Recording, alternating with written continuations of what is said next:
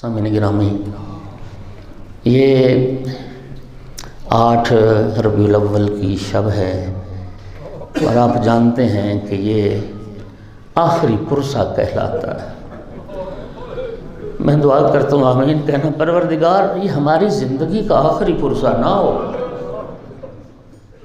وہ سلسلہ اعضاء جو محرم کا چاند نظر آنے سے شروع ہوا تھا، تسلسل کے ساتھ آپ مجالس سنتے رہے، آل محمد کی مظلومی کو روتے رہے، آل رسول کے دکھوں کو روتے رہے۔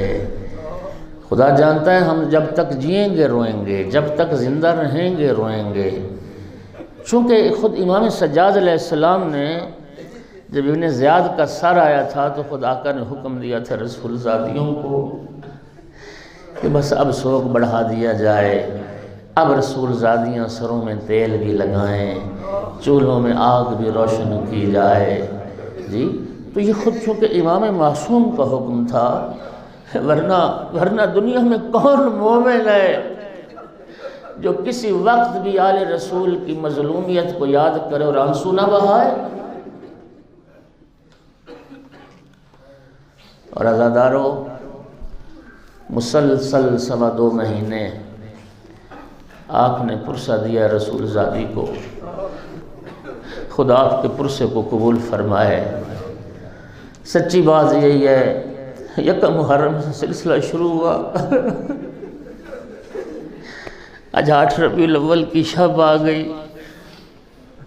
میں عرض کروں گا فرزند رسول ہمیں معاف کر دینا، فرزند رسول ہمیں معاف کر دینا، جو حق تھا نا آپ پہ رونے کا وہ حق ہم ادا نہیں کر سکے، آپ کی عزاداری کا اور آپ کے غم منانے کا۔ اے اہل بیت رسول، اے شہیدان کربلا، اے آل رسول، آپ کی عزاداری کا حق ہم سے ادا نہ ہو سکا۔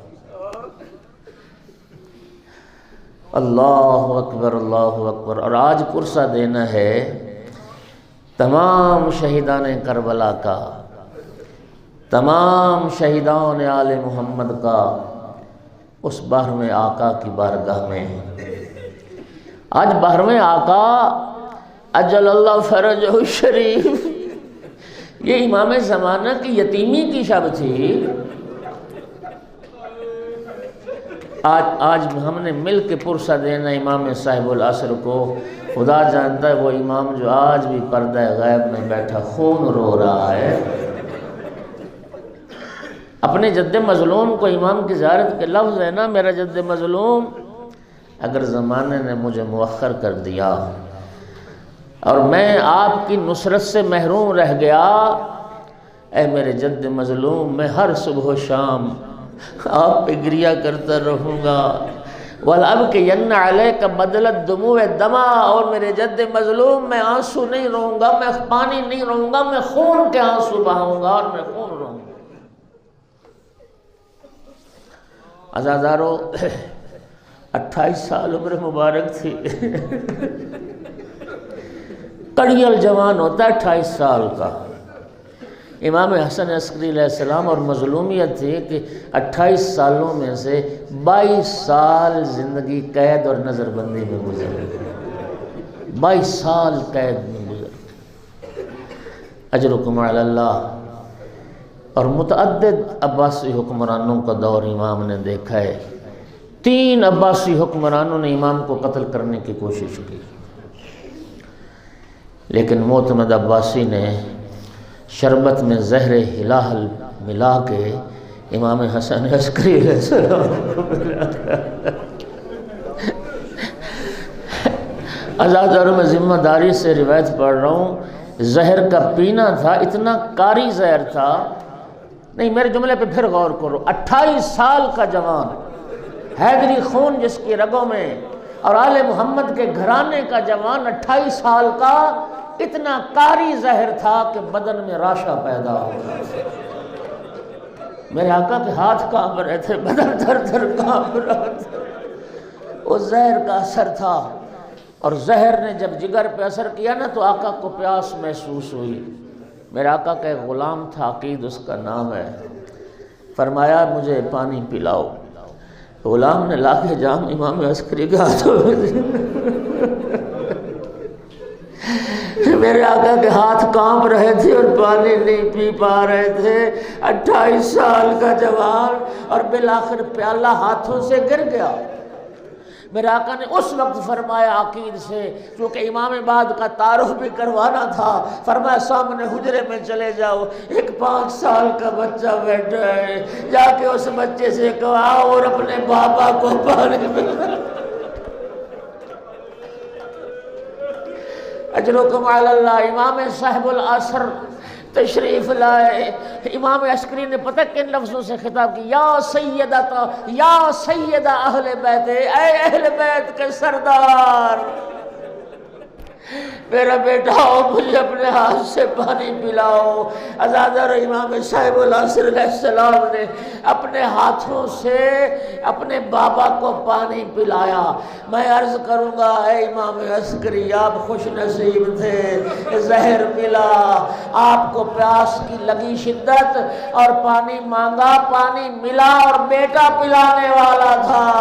میں قربان جاؤں فرزند رسول. اجرکم علی اللہ. عزادارو بس امام صاحب العصر نے تصور کرو 28 سال کا جوان باپ ہے، 5 سال کا بیٹا ہے، 5 سال کا بچہ، 28 سال کا جوان باپ. اللہ جانتا امام صاحب العصر نے بابا کے سر کو اپنے زانوں پہ رکھا ہے. بابا کے سر کو اور زانوں پر سر رکھنے میں خود امام عسکری علیہ السلام نے مدد کی ہے. لیکن مجھے یاد آ رہا ہے مظلوم کربلا کی وہ 3 سال کی بیٹی کہ زندان شام میں جب بابا کا کٹا ہوا سارا رہا تھا، عزادار 3 سال کی بچی کتنی ہوتی ہے، بابا کا سر، ننھے ننھے ہاتھ، بڑی مشکل سے بابا کے اس سر کو اٹھایا. میں عرض کروں گا اے امام صاحب العصر، ہم پرسہ پیش کرتے ہیں آپ کے والد بزرگوار کی شہادت پر. آپ نے اپنے بابا کے سر کو اٹھایا، لیکن آقا جب آپ نے بابا کا سر گود میں رکھا، ریش خون آلود تو نہیں تھی، گردن کی رگیں کٹی ہوئی تو نہیں تھی. قربان اس بیٹی سے جس نے بابا کے خون آلود. اجرکم علی اللہ، اجرکم علی اللہ. کوئی غم نہ دیکھو سوائے غم آل محمد کے. عزازارو بس امام نے اسرار امامت سپرد کیے اور آقا امام حسن عسکری علیہ السلام کی شہادت ہو گئی.